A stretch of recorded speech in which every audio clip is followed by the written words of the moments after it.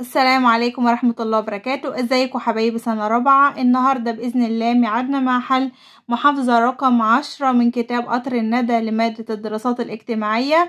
يلا نبدأ كده بسم الله. السؤال الأول يا حبايبي بيتكلم عن الخريطة. السؤال رقم 1 هضبة نقط. نبص يا حبايبي، اتفقنا كده على ان احنا بنبص على الرقم بعدين بنشوف المكان اللي احنا عايزينه ايه. يبقى نبص على الخريطة. أول حاجة 1 هضبة نقط. عندنا هضبة هنا في الصحراء الغربية، هي هضبة طبعا الجولف الكبير.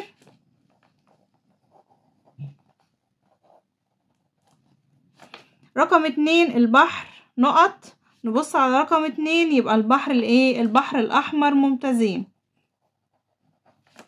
رقم 3 بحيرة، طبعا عندنا هنا بحيرة ناصر. 4 الصحراء نقط. رقم 4 هنا طبعا قلنا على ايد اليمين الصحراء الشرقية.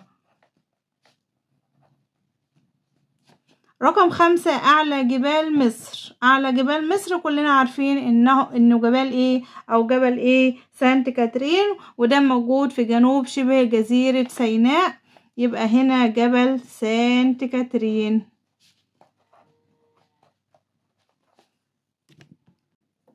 السؤال التاني يا حبايبي بيقول بما تفسر إنشاء العاصمة الإدارية الجديدة. ليه تم إنشاء العاصمة الإدارية الجديدة؟ خلاص عرفنا السؤال وخلاص حفظنا إجابته لأنه اتكرر أكتر من مرة. وبنقول هنا لتخفيف الضغط السكاني. لتخفيف الضغط السكاني. السؤال التاني أكمل العبارات باستخدام الكلمات. احنا هنكمل بس من الكلمات اللي مديهانا فوق يا حبايبي.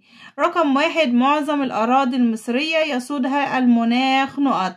طبعا كلنا عارفين بقى ان معظم الأراضي يسودها المناخ الصحراوي الحار. 2 الحدود التي تفصل بين المحافظات هي حدود نقط. طبعا الحدود هي حدود إدارية. واعمل كده خط على الإجابة اللي أنا خدتها علشان لما أجي أختار ما اتلخبطش وأدخل ده في ده اللي أنا خدته في اللي أنا ما خدتهوش. فالإجابة اللي أخدها أعمل عندها خط كده عشان أستبعدها لما أجاوب السؤال اللي بعده. رقم 3 الشعاب المرجانية في مصر تنتشر على ساحل طبعا البحر البحر الأحمر. قرية الحرانية تعد مقصد للسياح لتميزها بصناعة طبعا صناعة النسيج. تقوم البنوك بإعطاء الأموال للمستثمرين على شكل قروض. يوجد في الشعار الخاص بمحافظة القاهرة الجامع الأزهر. السؤال اللي بعد كده ما النتائج المترتبة على حرق قش الأرز؟ طبعا الحرق قش الرز ده حبايبي بيلوث الهواء، يبقى يؤدي إلى، تعودوا كده سؤال ما النتائج يبدأ بيؤدي إلى. يؤدي إلى أي سؤال من النتائج نبدأه بيؤدي إلى. يؤدي إلى إيه؟ يؤدي إلى تلوث الهواء. السؤال اللي بعد كده يا حبايبي يستخدم الترمومتر في قياس، أو اكتب كلمة صواب أو كلمة خطأ. يستخدم الترمومتر في قياس كمية المطر. يستخدم الترمومتر طبعا في قياس درجة الحرارة، فالإجابة هنا خاطئة. تقع شبه جزيرة سيناء بين خليجي السويس والعقبة. طبعا إجابة صحيحة. للطفل الحق في المشاركة في اتخاذ القرارات التي تؤثر في حياته. يعني الطفل له حق ان هو يشارك في اي حاجة تحصل في حياته وياخد قرار بنفسه. طبعا إجابة صحيحة. يمكن معرفة الاتجاهات الأصلية على الخريطة عن طريق مفتاح الخريطة. طبعا لا، لأن الاتجاهات الأصلية بعرفها من وردة البوصلة. يبقى الإجابة هنا خطأ. إسراف المزارعين في استخدام الأسمدة الكيميائية يؤدي إلى تلوث التربة. يعني إسراف؟ يعني إن أنا استخدم الأسمدة الكيميائية بشكل كبير قوي فده بيرهق التربة ويؤدي إلى تلوثها. طبعا إجابة صحيحة.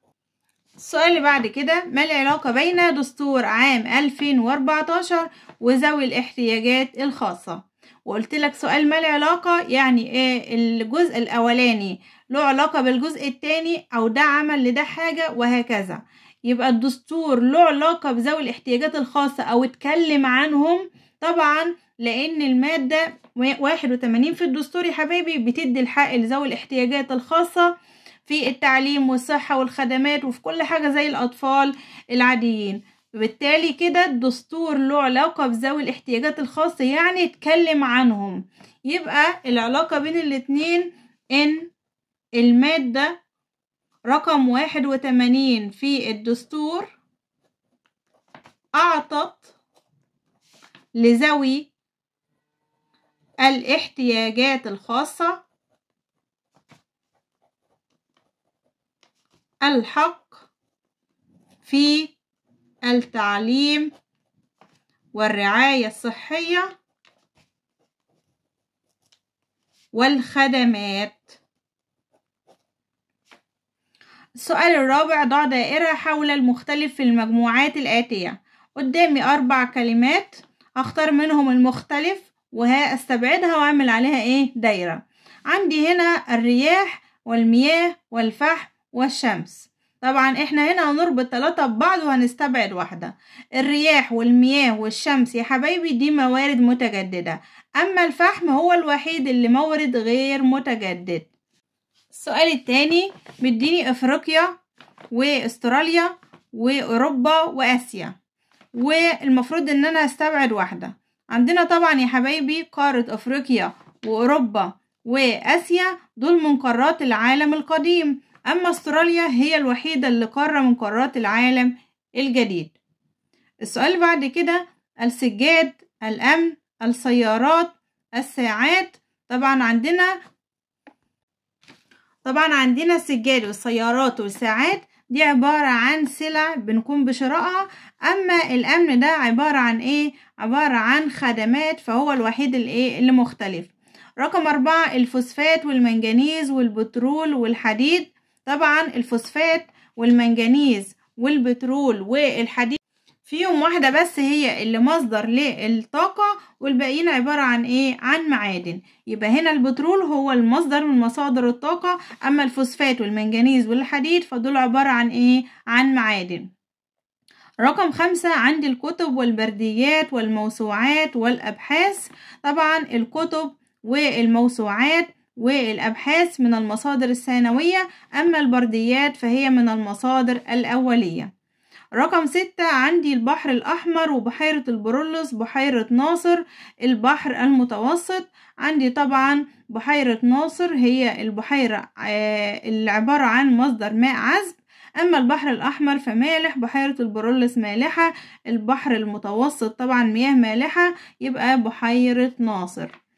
السؤال اللي بعد كده، وضح أهمية الخريطة في حياتنا. طبعا أهمية الخريطة ده سؤال واسع، فبنتكلم فيه عن أهمية الخريطة بالنسبة للفلاح، بالنسبة للتلميذ، قبطان السفينة وهكذا. فاحنا هنختار مثالين وانتوا هتكتبوا الأمثلة اللي انتوا عارفينها. فهنقول أهمية الخريطة في حياتنا، بتساعد الفلاح في تحديد ملكية الأرض الزراعية، كما تساعد التلميذ في مذاكرة دروسه. أنا كتبت كده 2، انتوا هتكتبوا بقى طبعا كل الحاجات اللي نقدر نستفيد منها في الخريطة في حياتنا بالنسبة لقبطان السفينة أو الطيار أو السياح وهكذا. عندنا بعد كده حبايبي المحافظة اللي بعد كده، المحافظة رقم 11، محافظة الغربية. السؤال الأول فيها طبعا بيتكلم عن الخريطة. رقم 1 عندي هنا البحر الأحمر.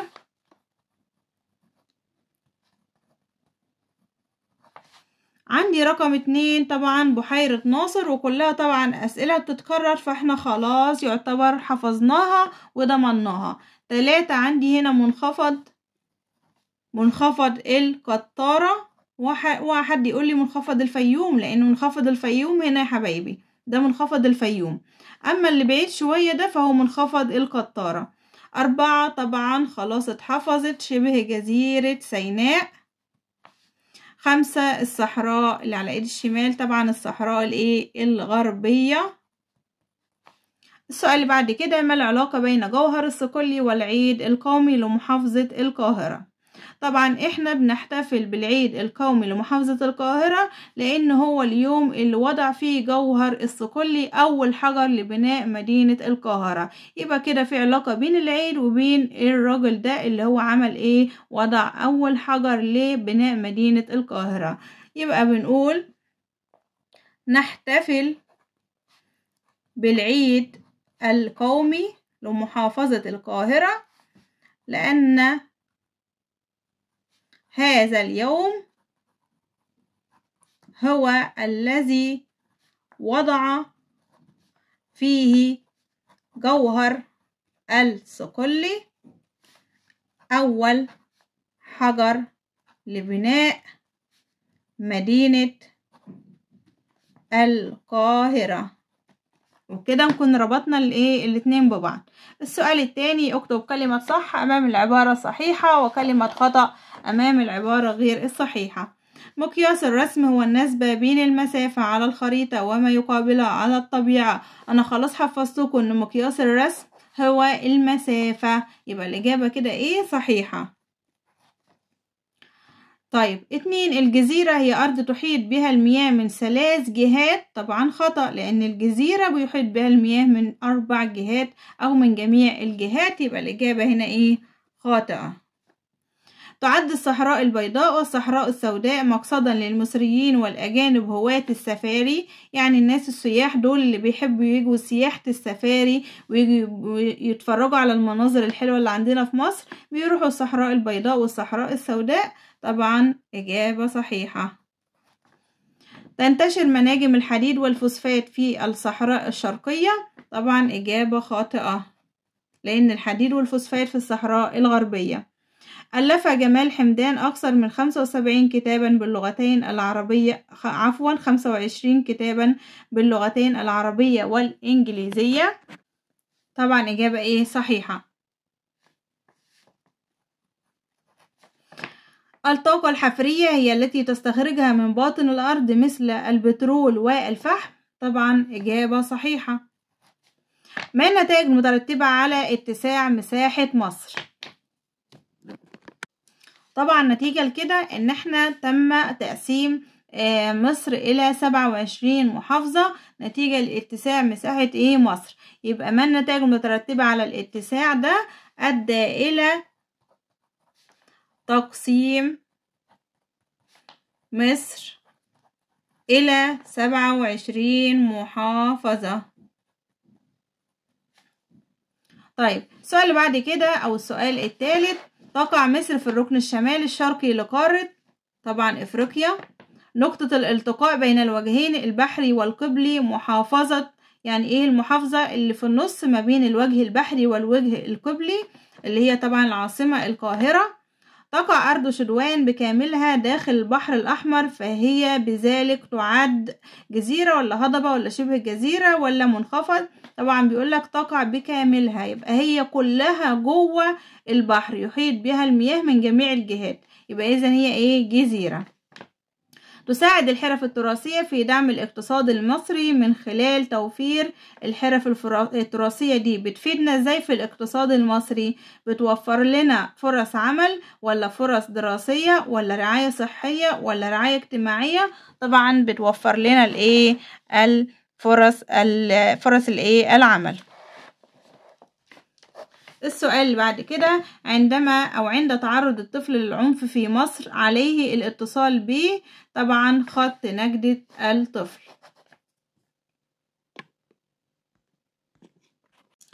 السؤال اللي بعد كده حبايبي، ما العلاقة بين دستور مصر عام 2014 وذوي الاحتياجات الخاصة؟ طبعا السؤال ده لسه مجاوبينه من شوية متكرر، وقلنا ان الدستور 2014 فيه المادة 18 اللي اتكلمت عن ذوي الاحتياجات الخاصة وحقهم في التعليم والخدمات والصحة وهكذا. يبقى نقول الإجابة مرة تانية، أن دستور 2014 فيه المادة رقم 18 اللي أو التي تعطي ذوي الاحتياجات الخاصة الحق في التعليم والرعاية الصحية والخدمات. السؤال اللي بعد كده، أكمل العبارات الآتية باختيار الكلمات المناسبة. اللون الأبيض في العلم المصري يدل على نقط. اللون الأبيض بيدل على إيه؟ طبعا بيدل على السلام. مورد متجدد هام لزراعة المحاصيل. مورد بنستخدمه لزراعة المحاصيل، ومورد متجدد طبعا إيه؟ أكيد إيه؟ التربة. السؤال اللي بعد كده، تزداد نسبة تلوث الهواء نتيجة حرق طبعا قش الأرز. من واجبات الطفل تجاه أسرته المساعدة فيه. من واجبات الطفل ان هو يعمل ايه؟ يساعد في الأعمال المنزلية.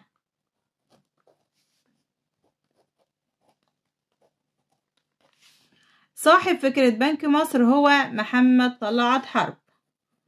لو لاحظتوا كده يا حبايبي ان هم جولك كده بالصدفة بالايه؟ بالترتيب، احنا خدناهم كده واحدة ورا واحدة بالترتيب.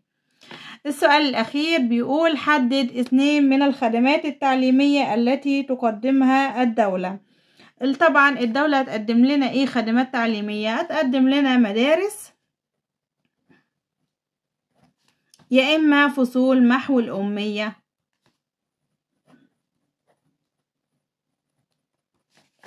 وبكده يا حبايبي نكون انتهينا من حل المحافظتين في الفيديو ده، وانتظرونا ان شاء الله في الفيديو الجاي نكمل بعض المحافظات او اخر المحافظات مع بعض علشان نكون مستعدين استعداد تام الامتحان. وما تنسوش يا حبايبي ان انتوا لو ما اشتركتوش في القناة تشتركوا فيها وتشيروا الفيديو لزمايلكم. والسلام عليكم ورحمة الله وبركاته.